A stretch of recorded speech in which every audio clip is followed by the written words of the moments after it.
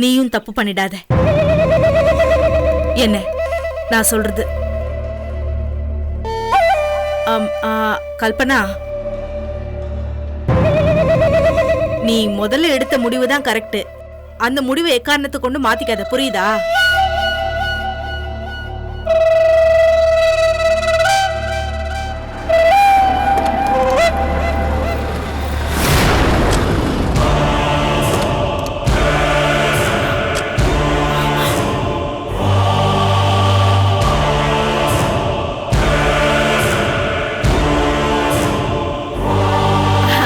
கல்பனா, வா வா கல்பனா. போன்ல பேசிட்டு இருக்கும் போதே வந்துட்டேன். சரி, என்ன விஷயமா வந்த? வீட்ல இருந்தா என்னமோ மாதிரி இருக்கு அண்ணி. ஆபீஸ்க்கு கூட போகணும்னு தோணல. அதான் உங்க கூட கொஞ்ச நேரம் இருந்துட்டு போலான்னு வந்தேன். என்னாச்சு? ஹன்சியை பத்தி ஏதாவது தகவல் கிடைச்சதா? ஒரு தகவலும் கிடைக்கல அண்ணி.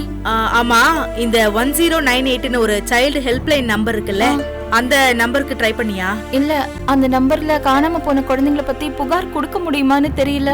ஆனா பிரச்சனையில இருக்கிற குழந்தைங்க எங்களுக்கு உதவி செய்யுங்கன்னு சொல்லி வாலண்டியர்ஸ கூப்பிடுறதுக்காக உள்ள நம்பர் அண்ணி. அப்படியா? சரி, வா உள்ள வா.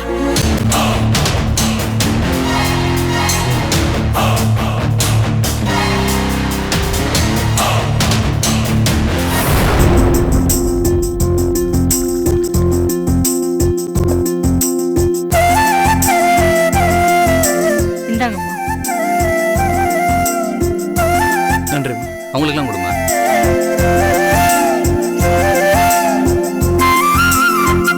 தேங்க்யூ.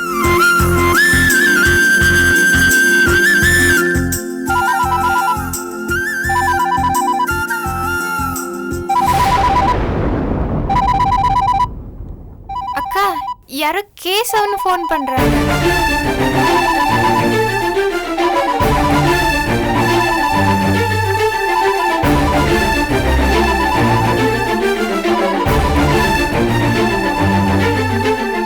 அது கேசவங்கிறது எங்க அண்ணன் கேசவராஜ். புது வீட்டு பால் காய்ச்சறோம் இல்லையா, அதான் வாழ்த்து சொல்லலான்னு போன் பண்ணிருக்காரு.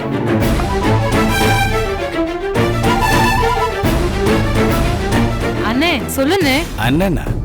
செல்வி நான் தானே. ஓ, பக்கத்துல யாராச்சும் இருக்காங்களா? ஆமாண்ணே, இப்பதான் பால் காய்ச்சி முடிச்சேன். நமக்கு வேண்டியவங்க எல்லாம் வந்திருக்காங்க. நமக்கு வேண்டியவங்கன்னா யாராரு? நான் சொன்னேன்லண்ணே, எனக்கு வீடு பிடிச்சு கொடுத்தாங்கன்னு மங்களாக்கா. அவங்க பொண்ணுங்க கயல்விழி, வேல்விழி, மங்களாக்காவோட தங்கச்சி அலமேலு, அவங்க அம்மா எல்லாரும் வந்திருக்காங்கண்ணே. எல்லாருமே வந்திருக்காங்களா? அப்படின்னா நம்ம பிளான் சக்சஸ்ஃபுல்லா போயிட்டு இருக்கு போல இருக்கு. ஒரே நாள்ல எல்லாரையுமே கவர் பண்ணிட்டியே. ஆமாண்ணே, சொந்த பந்தத்தை எல்லாம் விட்டுட்டு ஊரு விட்டு ஊரு வந்த எனக்கு இவங்கெல்லாம் என்னை சுத்தி நிக்கிறது எனக்கு எவ்வளவு ஆறுதலா இருக்கு தெரியுமா? நடத்து நடத்து. சரி, நீ போன் மங்களா கிட்ட கொடு. அவங்க கிட்டயா? எதுக்குன்னு? குடுன்னு சொல்றேன்ல. சரி, இத குடுக்குறேன்னு. அக்கா இந்தாங்கக்கா, எங்க அண்ணன் உங்ககிட்ட பேசணுமா. என்கிட்டயா? நான் என்ன பேச போறேன்? சும்மா பேசுங்கக்கா. ஹலோ, வணக்கங்க, நான் செல்வியோட அண்ணன் பேசுறேங்க. வணக்கம். செல்வி சொல்லுச்சு. செல்விக்கு நீங்க தான் வீடு பிடிச்சு கொடுத்ததா சொன்னாங்க. ரொம்ப தேங்க்ஸுங்க. இதுல என்னங்க இருக்கு? ஒருத்தருக்கு ஒருத்தர் செஞ்சுக்கிற உதவி தானே இதெல்லாம். அது சரிங்க, இருந்தாலும் முன்ன பின்ன தெரியாதவங்களுக்கு வீடு பிடிச்சு கொடுத்திருக்கீங்கன்னா அது பெரிய விஷயங்க. ரொம்ப தேங்க்ஸுங்க. சேச்சா, பரவாயில்லைங்க. செல்வி ரொம்ப செல்லமா வளர்ந்த பொண்ணுங்க. அவளுக்கு பாசத்தை தவிர வேற ஒண்ணுமே தெரியாது. வில்லந்தியான பொண்ணு, கைக்குள்ளேயே வச்சு வளர்த்தோம். வீட்டுல ஒரு வேலை கூட பார்க்க விட்டதில்ல. அப்படி வளர்த்த பொண்ணுங்க அவ. கல்யாணம் ஆனதுக்கு அப்புறமா அவளுடைய வாழ்க்கையே மாறி போச்சுங்க. மாப்பிள்ளைக்கு வேலை செட் ஆகல, சம்பாத்தியம் பத்தல. அதனாலதான் என் தங்கச்சி வேலைக்கு போக வேண்டிய நிலைமை ஆகி போச்சு. ஐயோ, என்னங்க நீங்க இதுக்கு போய் அழுதுட்டு இருக்கீங்க? அவ தைரியமா தான் இருக்கா. வேலைக்கு போற நிலைமை ஆயிடுச்சேன்னு அவ சங்கடப்படவே இல்ல, உற்சாகமா தான் இருக்கா. செல்விய வெளியூருக்கு அனுப்புறதுக்கு எங்களுக்கு இஷ்டமே இல்ல. வேற வழியே இல்லாம தான் நாங்க அனுப்பி வச்சிருக்கோம். நீங்களா இருக்கீங்க, அவளை பாத்துப்பீங்கன்ற நம்பிக்கையில தாங்க நாங்க அனுப்பி வச்சிருக்கோம். ஆனா செல்வி எனக்கும் தங்கச்சி மாதிரி தான். எங்க குடும்பத்துல ஒருத்தி மாதிரி ஆயிட்டா. அவளுக்கு எந்த குறையும் இல்லாம நாங்க பாத்துக்கிறோண்ணே. ரொம்ப தேங்க்ஸுங்க. அவளை நீங்க பாத்துக்கங்க, அவ உங்களை பாத்துப்பா. ஐயோ அண்ணே, நாங்களாம் பாத்துக்கிறோம்னு சொல்றோம்ல, அழாதீங்கண்ணே. இந்தா செல்வி, நீயே பேசு. உங்க அண்ணன் உன்னை நினைச்சு ரொம்ப அழுகுறாரு. அண்ணே என்ன செல்வி, டிராமா ஓகேவா? என்னண்ணே நீ இப்ப என்ன ஆயிப்போச்சு? அழாதண்ணே, நீ அழுதுல பாவம் மங்களாக்காவும் கண்ணு கலங்கிட்டாங்க. ஓ, அந்த அளவுக்கு ஒர்க் அவுட் ஆயிடுச்சா? குட். அஸ்திவாரம் ஸ்ட்ராங்கா விழுறது நல்லதுதான். அண்ணே ப்ளீஸ்ண்ணே, நீ அழுதா எனக்கு அழுக விடுதுண்ணே. சரி சரி போதும். ஓவர் டோஸ் ஆயிடுச்சுன்னா நல்லது இல்ல. நான் போனை வச்சிடுறேன். சரிண்ணே. நீ வேலையை பாரு. என்ன செல்வி, உங்க அண்ணனுக்கு உன் மேல ரொம்ப பாசம் போல இருக்கு. தங்கச்சி வேலைக்கு வந்ததை நினைச்சு இந்த அழுகுறாரு. ஏமங்களா, நம்ம வீட்டுல மட்டும்தான் இந்த பாச மலர்கள்லாம் பூத்து குலங்குற சீன் இருக்கும்னு நினைச்சேன். செல்வி வீட்லயும் அப்படிதான் போல. ஏங்க, என்னையும் எங்க அண்ணனை கிண்டல் பண்றீங்களா? சிச்சி, நான் கிண்டல்லாம் பண்ணலமா, உங்க அண்ணன் பாராட்டி தான் சொல்றேன். அப்பா, என்னே எங்க அண்ணனை மாதிரி இந்த உலகத்துல இன்னொரு அண்ணன் தங்கச்சி இல்லவே இல்லன்னு அம்மா அடிக்கடி சொல்லுவாங்க. அதுக்கு இப்ப போட்டி வந்துருச்சு பாருங்க. என்னடி, எங்க அண்ணன் ஒண்ணும் இந்த மாதிரி எல்லாம் அழுக மாட்டாரு. உன்னை கல்யாணம் பண்ணி கொடுத்துட்டு உங்க அண்ணன் ஒரு வாரம் உட்காந்து அழுதது எங்களுக்குள்ள தெரியும்.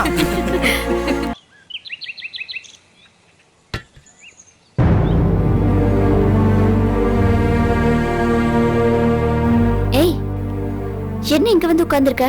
சும்மாதான் சித்தி. ஏன் டல்லா இருக்க? ஒண்ணும் இல்ல சித்தி. ஏய், நான் தான் காலையில இருந்து உன்னை பாத்துட்டு இருக்கனே.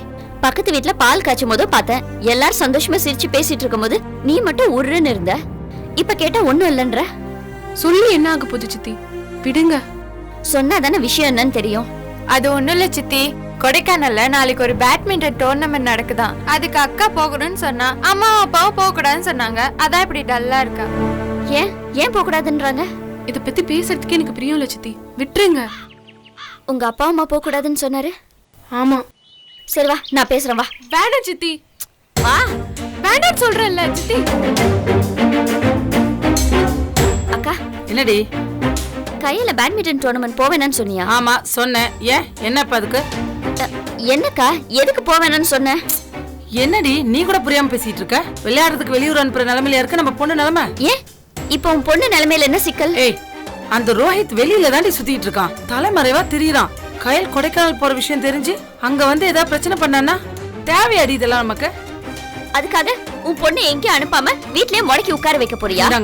வேற என்ன பண்ண சொல்ற? நம்ம பொண்ணை நம்ம தானே பாதுகாக்கணும். என்ன மாமா, அக்கா தான் இப்படி பேசிட்டு இருக்கனா, நீங்களும் அதை கேட்டு சும்மா இருக்கிறீங்க? என்னமா பண்ண சொல்றாலுமோ? கயல் விஷயத்துல இது வரைக்கும் நடந்ததெல்லாம் வச்சு பாக்குறப்போ உங்க அக்கா சொல்றதை கேட்கறதா எனக்கும் சரின்னு தோணுது. இல்ல மாமா, ஏதோ 2-3 தடவை அப்படி நடந்தது. இனிமே ஒவ்வொரு தடவையும் அப்படிதான் நடக்கும்னு நீங்க நினைக்கிறது தப்பு. ரோஹித்தை பார்த்து பயப்படாதீங்க, அவனை ஃபேஸ் பண்ணுங்க. அந்த காட்டு மிராண்டி எதிரில என் பொண்ணை கொண்டு போய் நிப்பாட சொல்றியா? சீரழிச்சிட்டு போயிடுவாண்டி. நீ பேசுறது புரியாம பேசுற. இங்க பாரு, ரோஹித் ஒரு பொறுக்கிதான். அவன் எதிரில உன் பொண்ணை கொண்டு போய் நிறுத்தலனாலும் அவன் பொண்ணை தேடி வருவான், தொந்தரவு பண்ணுவான். அப்படித்தானே இத்தனை தடவை நடந்திருக்கு. ஒவ்வொரு தடவையும் கையலுக்கு ரோஹித்தால தொந்தரவு வரும்போதெல்லாம் கையில போய் அவன் எதிரில நின்னா அவனா தேடி வந்து தானே தொந்தரவு கொடுத்தான். அவனுக்கு பயந்துட்டு உன் பொண்ணை வீட்டுக்குள்ளேயே பதுக்கி வைக்க போறியா? சரிக்கா, இந்த வீடு மட்டும் கையலுக்கு ரொம்ப பாதுகாப்பான இடமா? வீட்டுக்குள்ள ஏறி வந்தான்ல, அதுவும் மாமா இருக்கும் போதே என்ன பண்ணீங்க அப்போ? ஐயோ, இந்த வீடு பாதுகாப்பு இல்லைன்னு பயந்து ஓடுனீங்களா? அவனை ஃபேஸ் பண்ணீங்கல்ல, மாமா அவனை அடிச்சு விரட்டினார்ல. பயந்து ஓடுறது ஒரு தீர்வே இல்லக்கா. பிரச்சனைய ஒத்தி வைக்கிறத விட அதை ஃபேஸ் பண்ணி சமாளிச்சு கடந்து போனோம், அதான் நல்லது. வீட்டுக்குள்ளே இருந்துட்டு என்ன மாமா செய்வாவ? உலகத்தை எப்படி தெரிஞ்சுப்பா? எப்ப வெளியில போனாலும் யாரோ ஒருத்தரால அவளுக்கு தொந்தரவு வரும்னு பயம் காட்டுனீங்கன்னா அவளுக்கு எப்படி இந்த உலகத்தை ஃபேஸ் பண்ணணும்ன்ற தைரியம் வரும்? யாரா இருந்தாலும் எதா இருந்தாலும் நம்மளால ஃபேஸ் பண்ண முடியும். அந்த தைரியம் நமக்கு இருக்குன்ற தன்னம்பிக்கை அவளுக்கு வேண்டாமா? அது இல்லாம எப்படி மாமா இந்த உலகத்துல அவ வாழ்வா? அவ வாழ்க்கை ஒரு மிசரபிளா ஃபெயிலியர் ஆயிடாது? உங்க பொண்ணோட வாழ்க்கை அப்படி ஆகணும்னு நீங்க நினைக்கல. அக்கா, நான் ஒண்ணு கேக்குறேன். வருஷத்துல பாதி நாள் மாமா ஊர்ல இல்ல, தனியாளா இருந்து 2 பொண்ணுங்களை வச்சுட்டு உன்னால தைரியமா வாழ முடிஞ்சதுல? அந்த தைரியம் உனக்கு எப்படி வந்தது? நீ கையில பொத்தி பொத்தி வைக்கிற மாதிரி அண்ணனும் அம்மாவும் உன்னை வீட்லயே பொத்தி பொத்தி வச்சிருந்து நீ வீட்டை விட்டு வெளியே போக கூடாதுன்னு உன்னை வீட்டோட அடிச்சு வச்சிருந்தா இந்த தைரியம் உனக்கு வந்திருக்குமா? உன்னை விடு, அம்மாவை எடுத்துக்கோ, என்ன எடுத்துக்கோ, யாருக்குக்கா அந்த தைரியம் இல்ல? நம்ம எல்லாரும் எதையும் ஃபேஸ் பண்ற அளவுக்கு போல்டா இல்ல? அந்த போல்ட்னஸும் தைரியத்தையும் கையிலுக்கு நம்ம கத்து கொடுக்க வேண்டாமா? அதுதானக்கா நம்ம கத்து கொடுக்க வேண்டிய வாழ்க்கை பாடம். அவ முக்கியமா படிக்க வேண்டியதும் அதுதானே.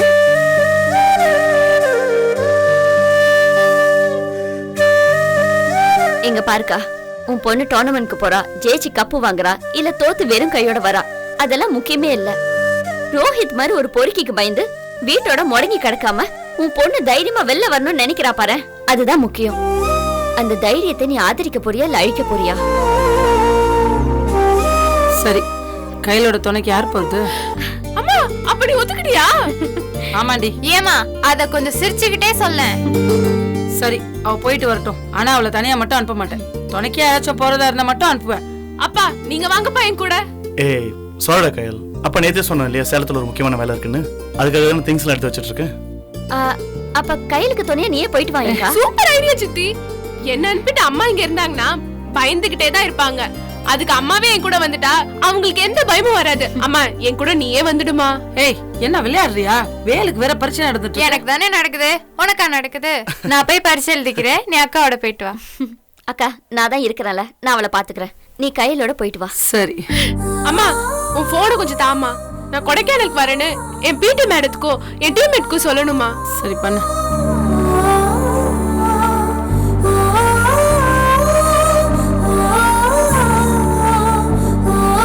ரம்யா, நாளைக்கு நடக்க போற கொடைக்கானல் பேட்மிண்டன் டோர்னமெண்ட்க்கு நானும் வரேன்ப்பா. துணைக்கு எங்க அம்மா கூட வராங்க. சரிப்பா, நாளைக்கு காலையில கொடைக்கானல்ல மீட் பண்ணுவோம். அதை சொல்றதுக்கு தான் கால் பண்ணேன். வச்சுட்டுமா?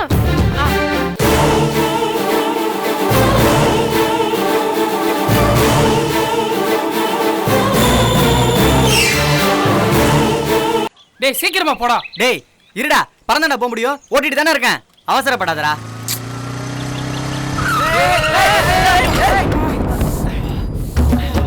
ஏய் இப்படியே வரீங்க? கண்ணு என்ன பொடலியா வச்சிருக்க, பாத்து வர தெரியாது. Sorry boss. என்ன சாரி? சைக்கிள் ஓட்டல சைக்கிள் ஓட்றீங்க? சைக்கிள் பழகுறதா இருந்தா கிரவுண்ட்ல பழக வேண்டியதானே, எதுக்கு கிரவுண்ட்ல ஓட்றீங்க? ஹலோ, விழுந்தது நாங்க. இப்போ எதுக்கு நீங்க டென்ஷன் ஆகுறீங்க? நாங்க விழுந்திருந்தா நீங்க சைக்கிள்ல இருந்து வந்து விழுந்தீங்க, ஒண்ணா அவள. இதே பைக்ல இருந்து நாங்க விழுந்திருந்தா அடிபட்டிருக்கோம். கை கால் முறிஞ்சு 2-3 மாசம் பைக் எடுக்காம வீட்லயே இருந்திருப்பீங்க. ஹலோ, 3 பேர் பைக்ல வந்திருக்கீங்க, யாருமே அவளே தான் நடந்துருக்கும். பாரு, பணத்துல பண்ண நம்மள திட்டுறானுங்க. யாரா இவனுங்க? ஓவரா பேசுறான். ஆதியார் பசங்கடா, நம்ம ஸ்கூல்ல தொரப்பாண்டி ஒருத்தர் இருக்கான்ல, அவனோட பசங்க. ஹலோ, தான் ஓவரா பேசுறானுங்க. என்ன தேவலாம அப்ப பத்தி அசிங்கமா பேசாதீங்க, எனக்கு கெட்ட கோவம் வந்துரும். டேடா, என்ன பைக் வாங்கிட்டு துப்பல்ல நீ ஏன் பேசுறியா?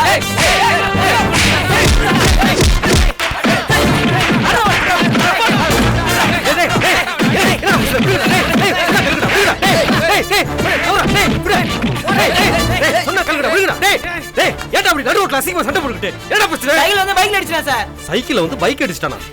டேய், உங்களுக்குலாம் நீங்க எக்ஸாம் நடக்குதுல்ல, எக்ஸாம் போகாம இப்படி ரோட்ல நின்று சண்டை போட்டுட்டு இருக்கீங்களா? எக்ஸாம் டைம் ஆச்சு, கிளம்புங்கடா கிளம்புங்கடா. வாடா மச்சான் போலாம். அறிவு கட்ட முண்டாங்களா, இப்படி நடு ரோட்ல நின்று போற வரவங்க சண்டை போறதுக்கு தான் உங்களை இவ்வளவு பாடுபட்டு படிக்க வச்சிட்டு இருக்கேனா? இல்லப்பா, அந்த பசங்க தான்ப்பா. டேய், அவன் என்ன வேணாலும் பண்ணிருக்கட்டும்டா, அதுக்காக இப்படி ரோட்ல நின்று சண்டை பிடிச்சி சண்டை போட்டுட்டு இருப்பீங்களா? அவனுங்க என் ஸ்டூடெண்ட்ஸ்ரா. இப்ப அவனுங்க என்ன பத்தி என்ன நினைப்பானுங்க? வாத்தியார் தாம் அவனை பொறுக்கி வளர்க்குற மாதிரி வளர்த்துருக்காருன்னு அவனுங்க நினைக்க மாட்டானுங்க. சொந்த பசங்களை கண்டிச்சு வளர்க்க தெரியல, நம்மளை கண்டிக்க வந்துட்டாருன்னு பேச மாட்டானுங்க. அசிங்கப்படுத்திட்டீங்களா? அப்பா, அவன் தான் முதல்ல வந்து அடிச்சான். ஏய், அதுக்காக அவனுங்க திருப்பி அடிப்பியா? யாரு என்னெல்லாம் பார்க்க மாட்டியா? போங்கடா. இன்னொரு தடவை இது மாதிரி ஏதாவது நடந்துச்சு பிச்சு விட. போங்கடா, சைக்கிள் எடுத்து காமடா.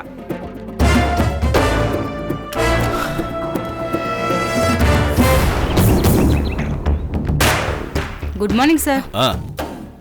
என்ன செல்வி, ஏதோ ஒரு முக்கியமான விஷயம் சொன்னேன், போன்ல சொல்ல முடியாத அளவுக்கு. அப்படி என்ன முக்கியமான விஷயம்? சார், மங்களா உங்க கையிலும் கொடைக்கானல் போறாங்க சார்.